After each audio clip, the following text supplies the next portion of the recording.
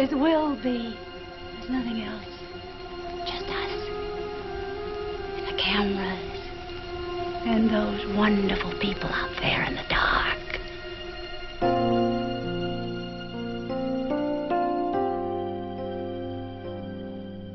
I played the parts they gave me for everyone to see. Tonight, I get the chance to tell you what you mean to me. I've lived a bigger life, at least that's how it seemed. But you were just as big a part in living out my dreams. Without you, I'd have no reason to shine. I'd have no reason to play a part, steal your heart or break it in two. Can't you see there's no me without you?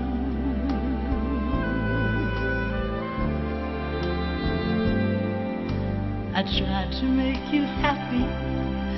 Sometimes I brought you tears.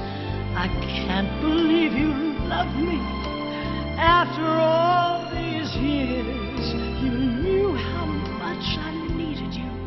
You let me just pretend.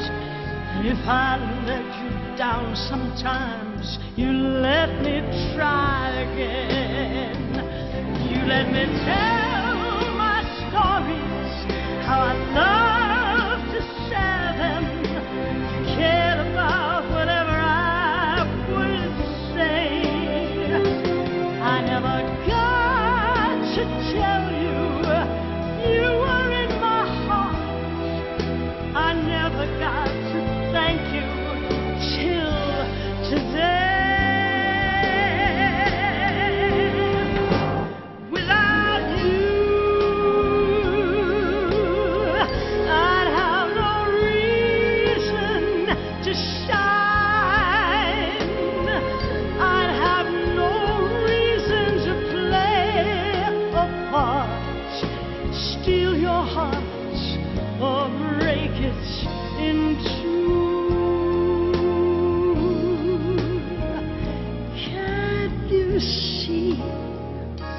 There's no me without you.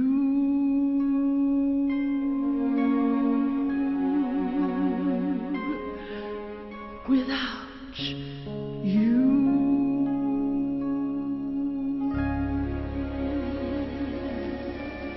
All right, Mr. DeMille, I'm ready for my close-up. The American Film Institute's 100 Years, 100 Stars, America's Greatest Screen Legends, with guests Kevin Bacon, Alec Baldwin, Jacqueline Bisset, Ernest Borgnine, James Caan, Jim Carrey, Chevy Chase, Cher, Kevin Costner, Billy Crystal, Claire Danes, Gina Davis, Laura Dern, Matt Dillon, Richard Dreyfuss, Clint Eastwood, Mia Farrow, Bridget Fonda, Peter Fonda, Morgan Freeman, Terry Garr, Whoopi Goldberg, Jeff Goldblum, Woody Harrelson, Richard Harris, Goldie Hawn, Gregory Hines, Dustin Hoffman, Angelina Jolie, Michael Keaton, Martin Landau, Jessica Lange, Jack Lemmon,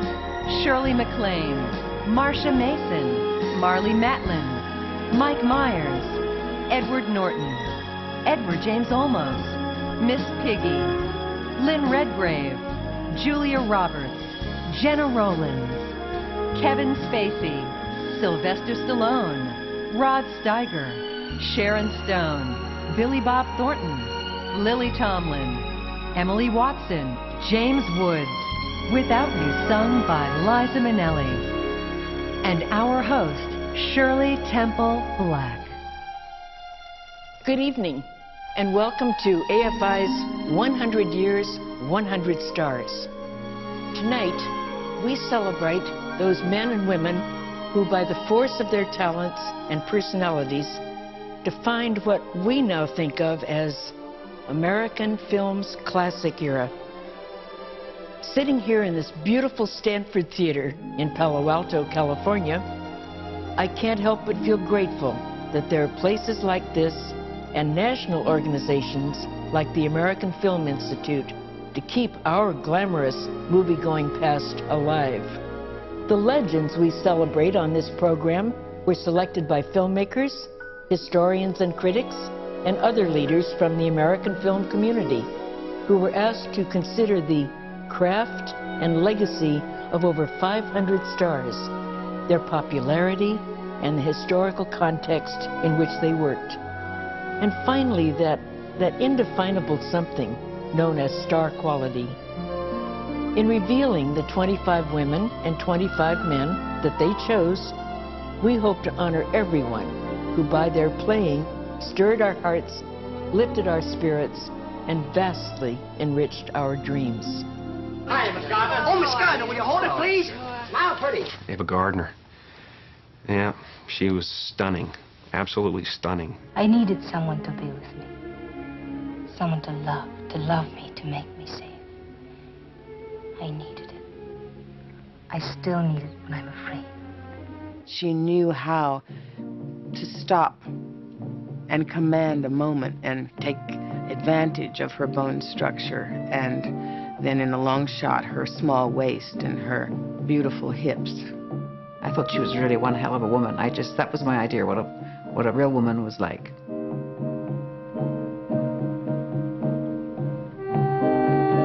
Macombo was good, and you know, there was always that sort of underlying feeling that it was a little campy. Well, her name is Kelly. Eloise Kelly. Better known in the gay capitals of the earth as Honey Bear Kelly. And the first thing that's going on is my robe. And your arm there, if you'll be so cooperative. With pleasure, Miss Kelly.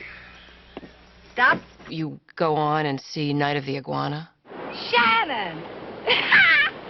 And it's this miraculous, raw, present sensuality. I understand me. And I still got my biological urges. The Beach Boys. Yep. But even I know the difference between loving somebody and just going to bed with them. She was my favorite beauty. Never was there a neck like that neck on Ava Gardner.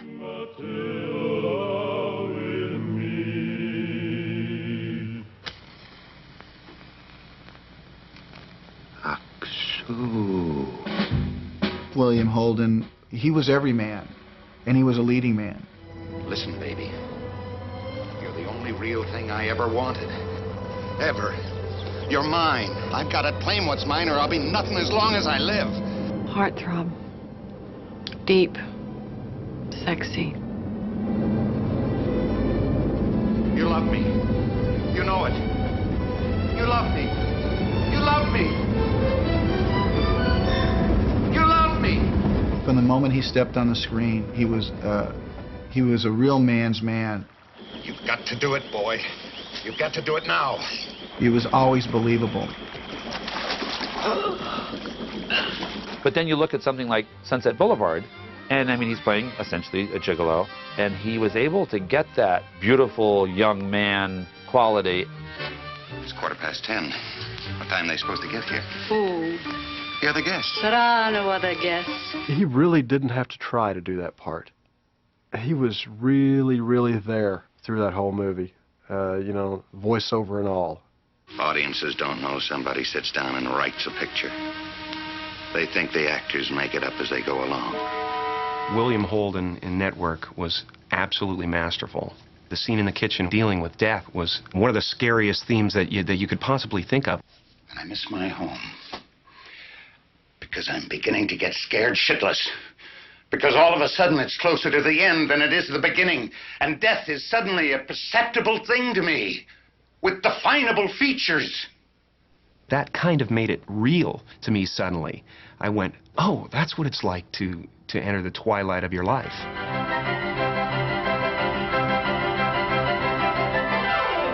I think you've got to, as an actor, go back to the silent stars because you can learn things about acting in cinema.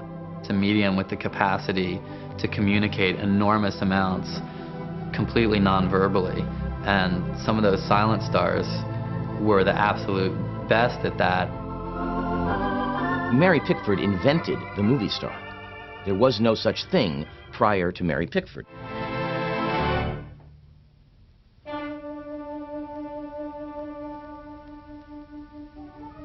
There's an affinity that I have for silent films because obviously there's no sound. There's not really any lines you need to pay attention to. It's all about the body movements.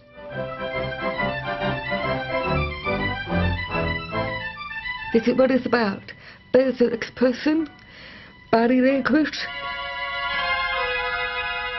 All over the world, people knew Mary Pickford. They called her things like the girl with the golden curls, and it was a social phenomenon unknown in history. If I be waspish, best beware my sting.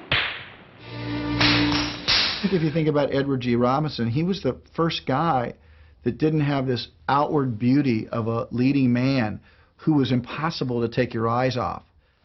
When Rocco talked, everybody shut up and listened. What Rocco said went. Nobody was big as Rocco.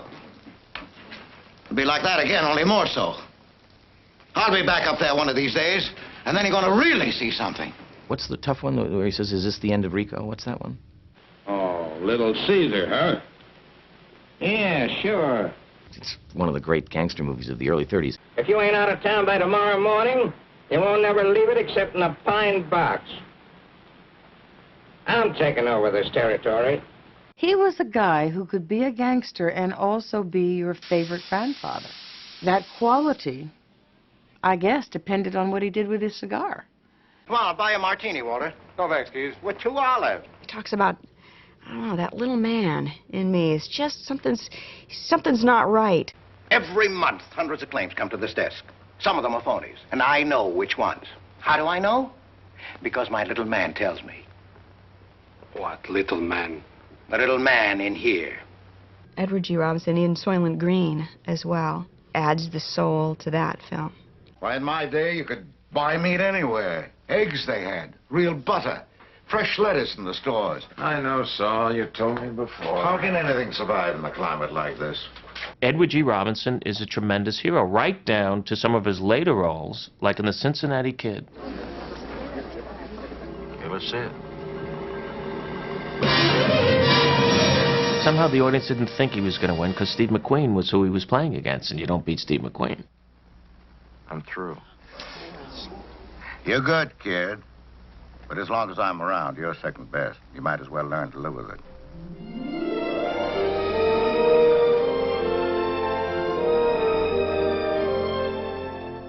Hi, I'm Jack Lemmon. I'm sorry to say this is the only time you'll be seeing me tonight, for I'm not a screen legend. Except in my own mind, of course. You see, I'm not eligible. In order to be honored as a screen legend, that person would have to have begun their career in or before the year 1950, or they would have, sadly for us, taken their final bow and completed their body of work. Now, since I didn't get my first movie until 1954, and I'm still here working on my body of work, that means I'm not eligible either way. I'm here tonight not only to support the American Film Institute, but to tell you that those of us on the cusp, let's call us the late bloomers, okay? Among us, Paul Newman, Shirley MacLaine, Clint Eastwood, some guy named Matthau. Well, we'll all be waiting for the sequel. Oh, why do people keep hammering at me? Hammering and hammering. Oh, you're hysterical. It happens I'm as calm as a fish. Carole Lombard is my favorite. I mean, she just was so effortless, so incredibly charming, and so much fun to watch. There's this great scene in Nothing Sacred. Wally. Yes, dear? She gets a chance to be so funny, and yet it's completely believable, in spite of the fact that it's quite broad and slapstick. She has this charm that is absolutely delightful. And in just a minute, you'll forget that you had any trouble. I thought so. Let that be a lesson to you. Godfrey! Oh, Godfrey, don't go away! Oh, Godfrey! Now I know you love me. I do not love you, and you're getting me all wet. As a little girl, I was like, oh, I want to be like that when I grow up. Mother, Godfrey loves me. Put me in the shower. Whatever are you talking about? Godfrey, I demand an explanation. She's funny, she's intelligent, she's sexy, she's got all those things going on. Don't be a prima donna. Whenever there's a chance to take the spotlight away from me, it's becoming ridiculous the way you grab attention. Whenever I start to tell a story, you finish it. If I go on a diet, you lose the weight. If I have a cold, you cough. And if we should ever have a baby, I'm not so sure I'd be the mother. You know, Carol Lombard and Gable, you know, they had a wonderful relationship on the screen. Do your eyes bother you? No, why? They bother me. I think maybe the beauty would be the thing that would bring you to her, but the talent and the comedy, I think, was the thing that kept you with her. You'd be lovely to have around, just to sprinkle the flowers with your personality. That twinkle in your eye. Wrap it up for me, will you? You could be nice. Try it sometime.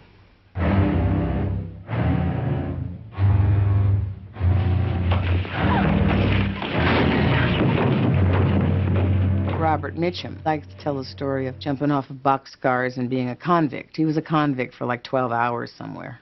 You know, when I was in the bucket, all I could think about was busting out and killing somebody.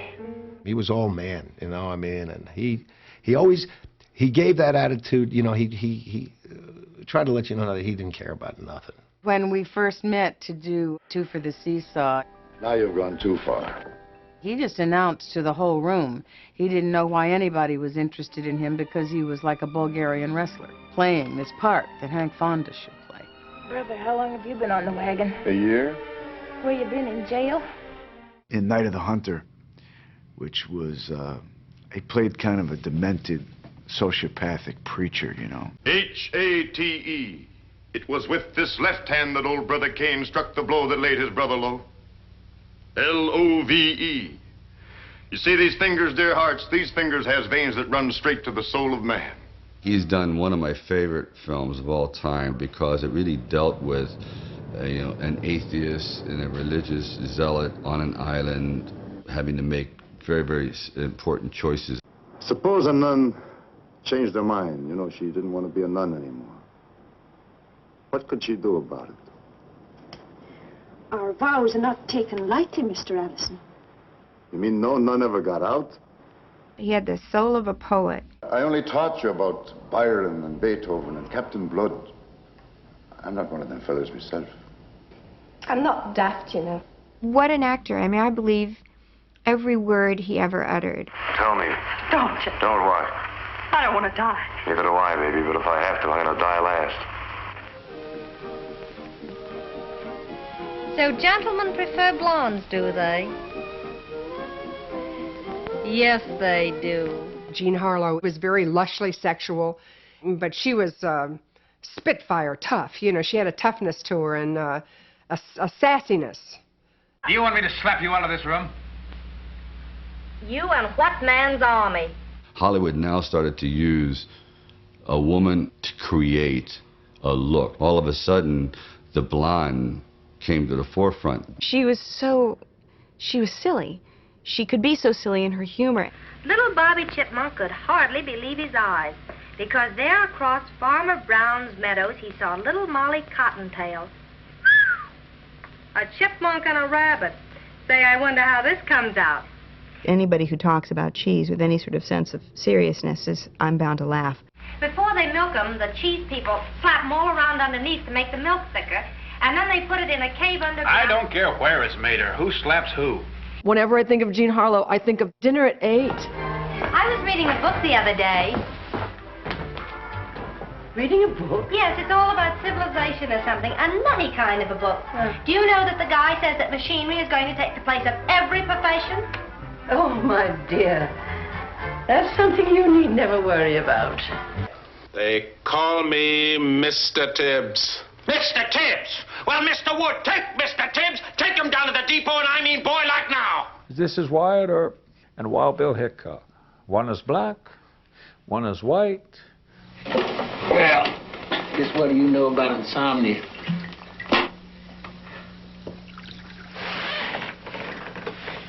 Bourbon can't cure it. And that scene, by the way, is my favorite. In the house, when they're talking back and forth, they respected each other as human beings, regardless of color or what have you. The ultimate understanding of Sidney Poitier would have to be his contribution in bringing a depth of understanding to what it is to be a person of color in the United States of America. I'm just telling you the facts a lie. I don't want to hear it. I've been listening to that stuff all my life. From my wife, be nice. They throw me in solitary confinement and she said, be nice. Man short waited me when I turned in my crop. She said, be nice or you get in trouble. She teach my kid that same damn thing. He is this incredibly dignified, elegant man, which is what he brings to every role. Joanna is very close to both of you. If by marrying me she damaged her relationship with either of you, the pain of it would be too much for her. I wouldn't know how to deal with that kind of situation. He had that density, like that center of incontrovertible moral authority. If you must play these filthy games, do them in your homes. He was a leading man. Sidney won the Academy Award. The Mass in town is 9 by the clock. I'm a Baptist. I don't go to Mass. We go. Well, how'd you get there before I came along? We walk every Sunday, now we got you. Now, damn it! You ain't got me. Good night, Schmidt. Now, get that very straight. Schlafen Sie wohl. And cut that out. Bless you, Schmidt. I didn't hear anybody's name. I didn't hear anything. I didn't hear her say Sidney Poitier.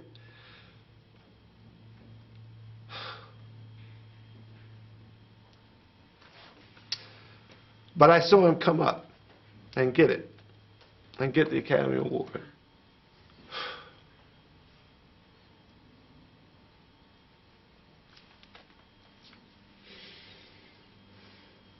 Amen. Amen. Rodrigo! Sophia Loren remains one of the most intoxicatingly beautiful human beings that ever lived, moved, or breathed. And there's just something subtle and wonderful about her. She was able to convey many, many details without being big and obvious.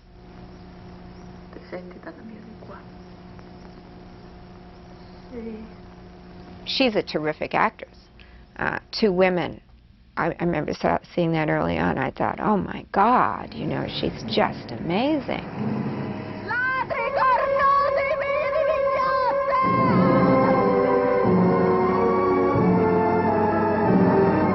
One of the great performances that I've ever seen was Sophia Loren in Two Women. To suddenly see this truly great performance come out was thrilling. You're like my father, pig-headed, completely pig-headed. It is the right word, pig-headed? It'll do. She had a physical energy where this sort of love came out of her. It was that Italian mama, sex, sensual love. Ugh, amazing. Sophia Loren is the sexiest woman on the planet. Artistic poses by Miss Angela Rossi. Nothing here, nothing there. Allez, oop! I remember as a young boy, I'd go to Sophia Loren movies. I didn't even know what I was feeling, but I knew that every time I went to a Sophia Loren movie, I was guaranteed to feel it. Darling, if you start getting jealous of everyone who looks at me, it will do terrible things to your blood pressure. I think more of her as about a lifestyle and a personality and a great star and kind of, you know, headscarves and sunglasses and cars, and she's that kind of star. You don't really understand how love keeps time. Later means sooner, sundown means noon.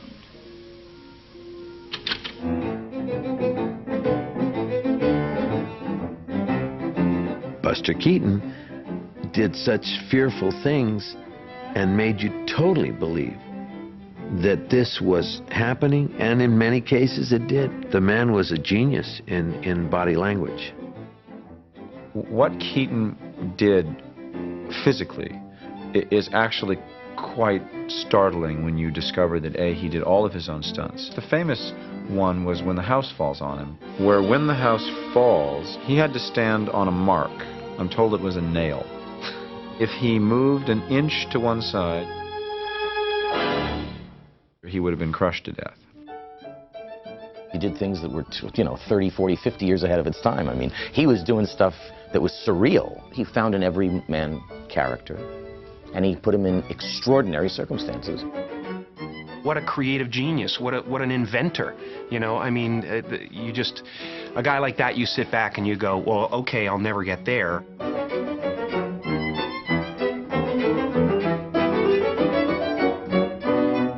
For me, it's Buster Keaton's face, with maybe his little hat on and his tie. It's being able to look into his eyes and see that sad face. Buster Keaton was perhaps the funniest of all of the silent comics to me. He had the most incredible character. He was stunning in his physical ability. There were moments in many of the movies that are just poetic. In doing silent movies, no one had done this yet. And these were real pioneers. And to come up with gags that made sense on film, it's astounding to me to watch the level of genius that these guys had.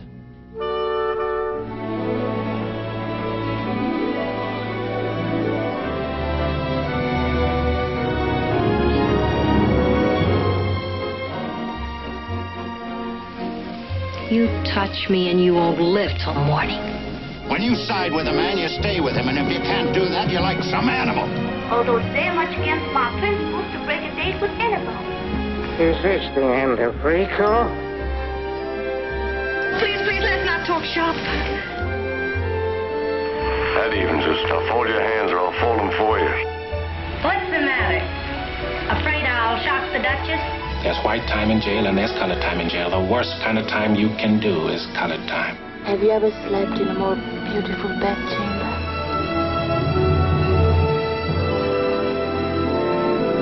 Next, a team of madcap geniuses shine as movie legends.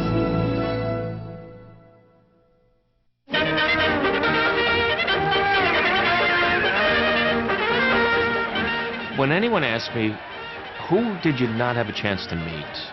I'd have to say the Marx Brothers, because they were so crazy, because it was lunatic. Signal! Una, two, three, a bendy. This time with all left-handy. Hey! These men believe that all forms of comedy, silent and verbal, physical and visual, mattered. Dr. Hackenbush, there's a woman. She got a wooden leg. Closer. Closer. I'll hold you any closer, I'll be in back of you.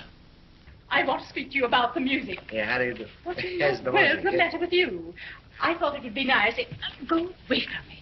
What is this? It's the most surprising, fresh comedy ever, because it was based on who they were, and it wasn't just about pratfalls or things like that. Hey, just a moment. Just put the gown on, not the knife, huh? Come here.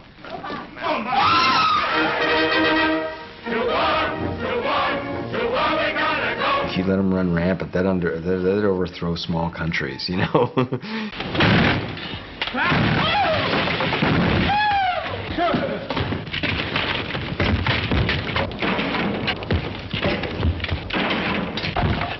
Hey, Trentino!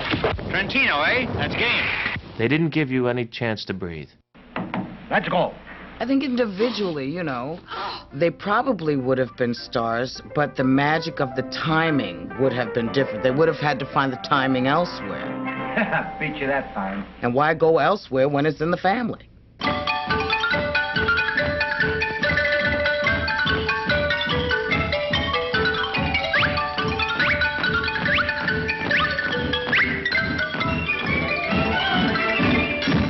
You know how to whistle, don't you, Steve?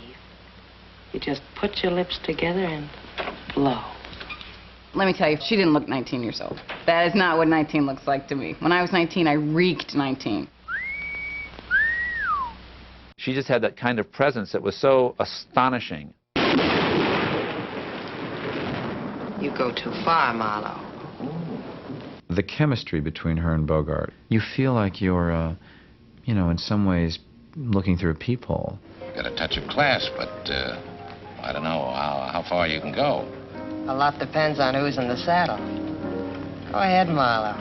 I like the way you work. In case you don't know it, you're doing all right. There's one thing I can't figure out. What makes me run? Uh-huh. I'll give you a little hint. Sugar won't work. It's been tried. Betty Bacall has come through again and again and again, and through all her incarnations, she has been 100% each time along. Well? Oh, my God. What the hell are you wearing? This happens to be an imitation Scozzy. There is a visceral something that happens when two actors get on stage. Something palpable about this chemistry. What's wrong with you? Nothing you can't fix.